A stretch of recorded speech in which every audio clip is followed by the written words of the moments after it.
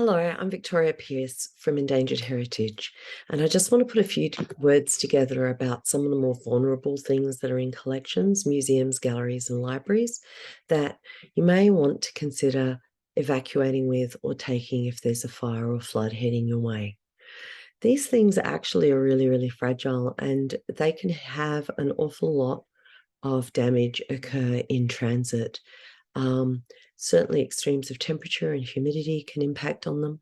And there's also a high risk that you can put things and spend a lot of time moving things to slightly higher ground and find that it's not high enough, or into vans and trucks that then get actually caught by fire and roads cut off.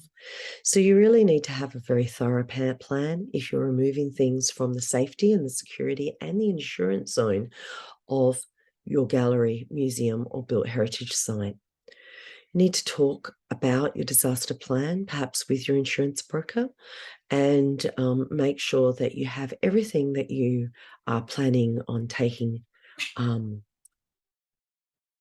documented, but also document photographically the things you know you're not taking. Large Persian carpets, grandfather clocks, things that might just be too big and too dangerous to take that you know you're abandoning. They're the things that are going to probably end up on an insurance claim. One of the things about taking collection material outside of your gallery is that, or your house museum, is that you really have started to lose control of chain of custody and its overall security. It's going to be necessary to have approval of a plan and where it's all going to go with enough time. One of the things that happens with most heritage sites is people are very reluctant to be seen as histrionic and action the plan too prematurely, leaving them with not enough time to get things out. With textiles and paper, there's been an awful lot of research in the paper area about books and paper freezing after a flood, and then being able to, in a controlled way, thaw those items out and dry them out.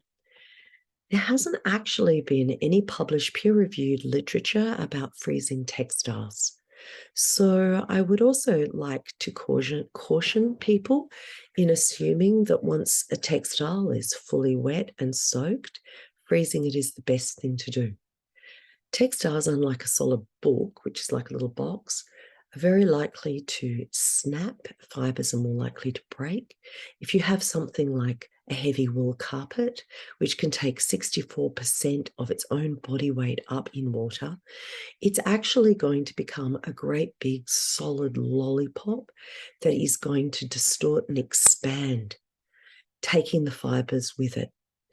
So I want to caution people. I know after the Lismore and Sydney floods, there was a sort of a presumption that this was the standard modus operandi, when in actual fact, the freezing of textiles, especially heavyweight woolen textiles, has not been peer reviewed. I think as a textile conservator, I would be very reluctant to want to thaw out some of the heavy carpets and heavy textiles, tapestries particularly, that might have been frozen. They are objects that do need special handling when completely wet, rolling them up interleaved with plastic so there's no dye transfer, and actually doing what you can to get them to a vacuum suction table or even onto pallets with dehumidifiers to start slowly drying them is certainly something that most people can manage.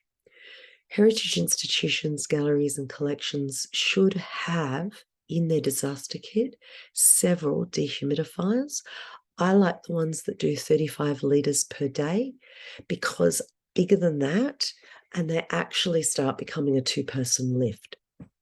And I think it's more important that you have multiples that are easy and you're not relying on one large unit. The other thing is you want one that thermostatically turns off and is controlled to 50 RH. You don't want to be suddenly desiccating things that have actually been swollen and filled with water. When it comes to evacuating and taking things away from the security of your location, you need to really think about the boxing and the containers that you're going to use. An awful lot of people found that they packed up things into plastic tubs and boxes and then couldn't actually fit those boxes and tubs into their little cars or hatchbacks. You need to actually do a trial run with a bunch of things as well. Would also, from a security point of view, caution people to leave lying around lists of things that are the most valuable or the most significant items that should be snatched and grabbed in a disaster, because this is literally a snatch and grab list for thieves. Security has to be part of your plan, and that means where you keep your plan and who has access to the plan. With textiles and paper, materials in particular, they can be quite bulky when we put them in storage, trying to minimize creasing and folds.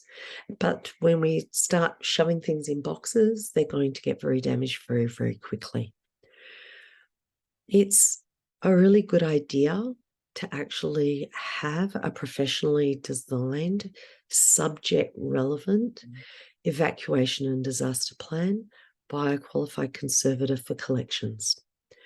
It may be that you can actually set up a variety of early warning systems in your museum store or collection so that you actually have in your plan an idea of when you're going to activate it so that no one dilly-dallies. The other thing that people have to be very realistic about is that if we're talking about an environmental external impact like fires or flood, the chances are our volunteers and staff are busy looking after and saving their own family and houses. So it's important to have everything in place for your museum and institution. Mezzanine floors just for evacuating aren't so silly, but whatever you do, you really do need to get some expert advice and to also talk to your insurance broker. Sorry, this seems a little bit vague and without pictures, but I'd be very happy to take more specific questions offline. Thank you.